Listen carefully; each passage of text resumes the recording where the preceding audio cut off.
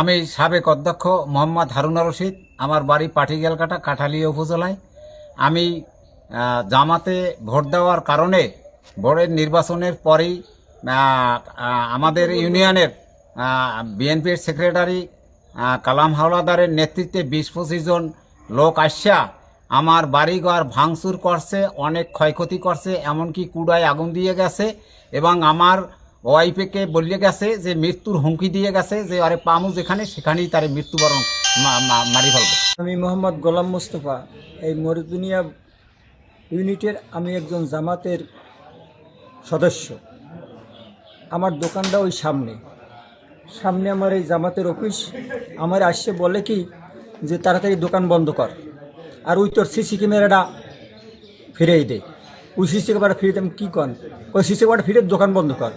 এই কইতে না কইতেই আমার পিছনের সিসি ক্যামেরাটা জামাল ফ্ল্যাক্সির সিলভার টিপ কন্ট্যাক্টে তৈরি নিরাপদ ও নান্দনিক ক্লিক সুইচ নির্ভরতা জীবন জুড়ে।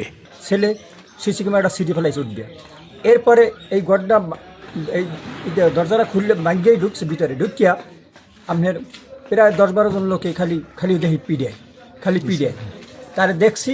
আমি কালা মেম্বারে পোলা, খলি মেম্বারে পোলা, আর জনি এরপরে আপনার ওই টাকু জাহাঙ্গীর কয় কালা ধরনের লাবলু মাস্টারের ছোটো ভাই, তারও আমি দেখছি।